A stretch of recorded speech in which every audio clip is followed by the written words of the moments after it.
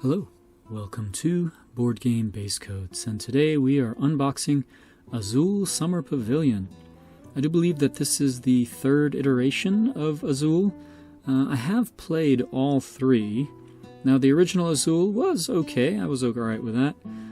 The second I really didn't like, and I can't really recall why.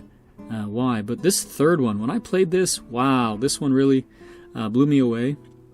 It does have that simple Azul mechanic where you have these platters and you'll pull tiles off of them.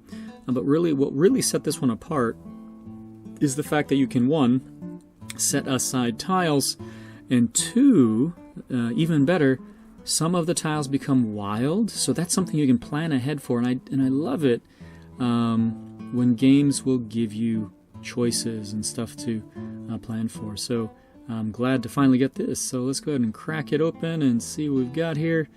First off, gigantic rule book. Yeah, it's actually not really a rule book, more of a pamphlet here. But yeah, it's very simple to set up. The changes in here from the basic Azul are very clear. I really do like how cleanly it plays.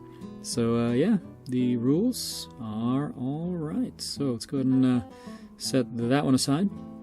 Moving on, here is the scoring board.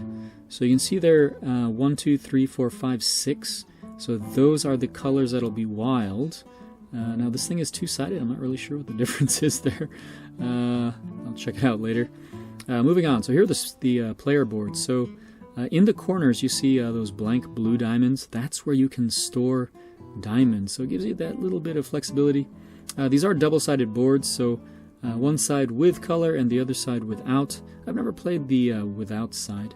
I'm just pointing out here that the player colors are right there. So while the tiles themselves are very colorful, the player colors are bland.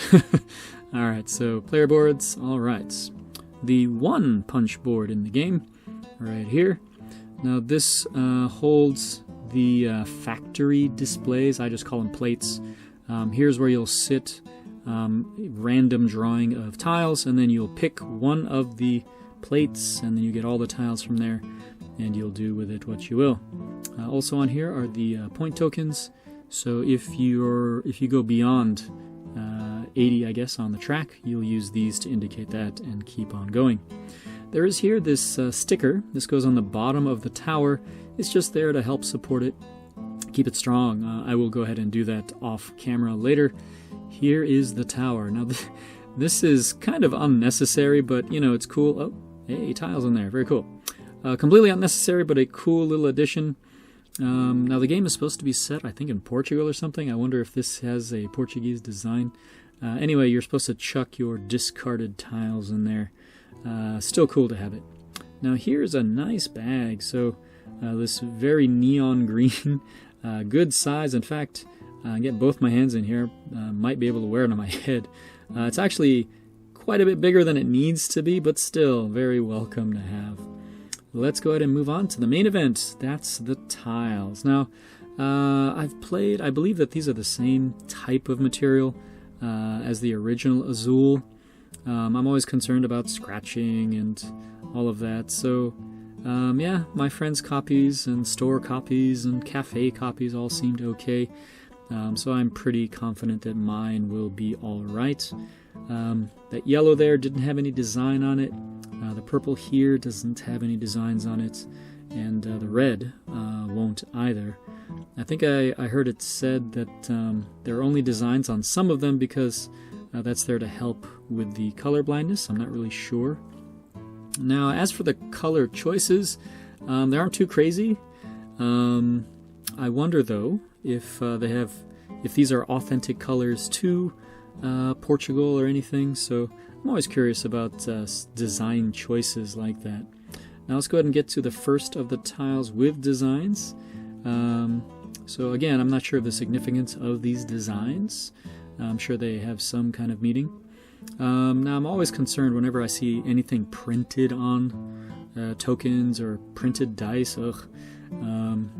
If they'll scratch off. But every copy of Azul I've ever played, yeah, the designs are just fine. So I do anticipate my own copy here. being okay.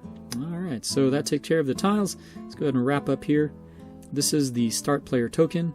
And yeah, you don't want this, but sometimes you do want it. So it's worth negative points and all that. But yeah, I like that there is a strategic choice with it. Moving on, this last little baggie has the scoring markers. Again, it's those bland, almost flesh tones. And this gigantic one is the round counter that shows which of the colored tiles will be wild for the turn. And that pretty much wraps us here. So if you've never played Azul, it is an abstract game. Really nice components. I do recommend it to you. Of the three, I recommend this one just because you have flexibility, some planning ahead, and yeah, definitely I think superior to the first and second. So I do appreciate you stopping by. Thanks a lot. Bye.